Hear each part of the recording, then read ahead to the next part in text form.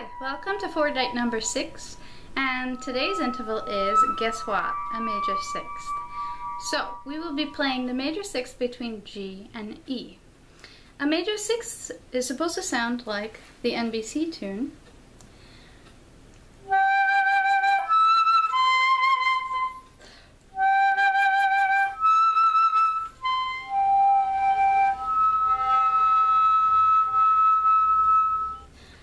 So a couple of weeks ago we practiced a 4-3 motion. The distance between G to C is a fourth, 1, 2, 3, 4, moving to a G and B, which is a third, 1, 2, 3. So fourth to a third is called 4-3. This week's is G to E, which is a sixth, 1, 2, 3, 4, 5, 6. And actually we're going next time to move to D, which is a fifth.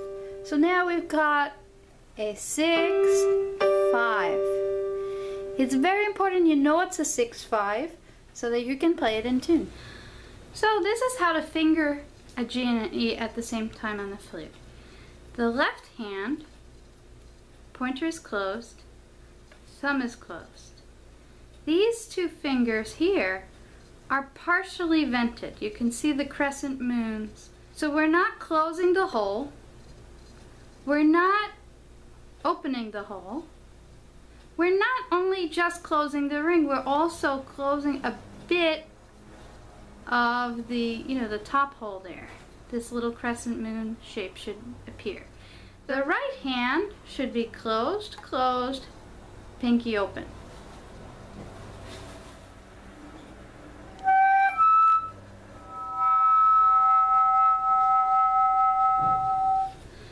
So we have actually 3 important issues with this fingering.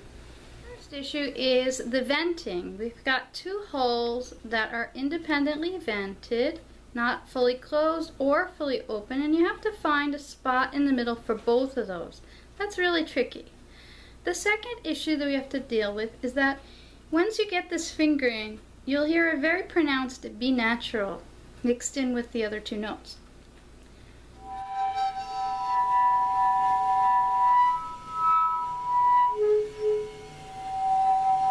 So it sounds a lot like an E minor triad.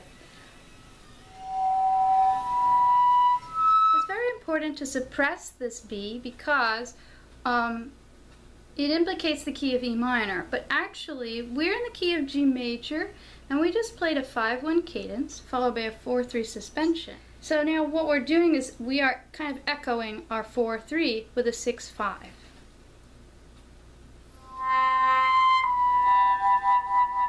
That's the 4-3, and we echo it.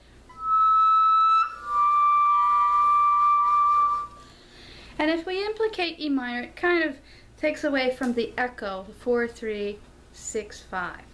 The third issue with this fingering is that we have to try to keep our G's in tune. So we play a G and a C, followed by a G and a B. Now we have to play a G and an E. And all those 3 G's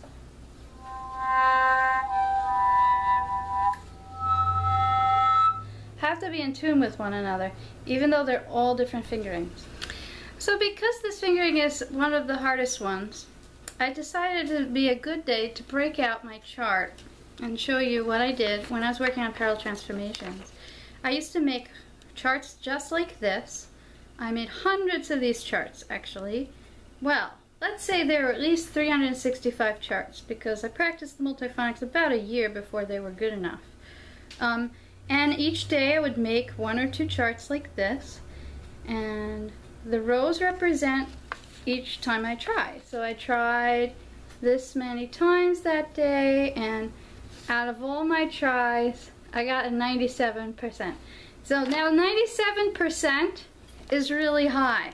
In the beginning of making these charts, I was getting 43%, which meant I would crack the note, it would be the wrong note, I'd forget the fingering, it would just be terrifically out of tune. I mean, you name it, it would go wrong. But after a while, if you make these charts, your body can learn to be consistent about how to place this air in a very complex way.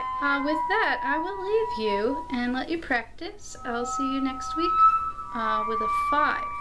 So we will resolve our 6-5 next week.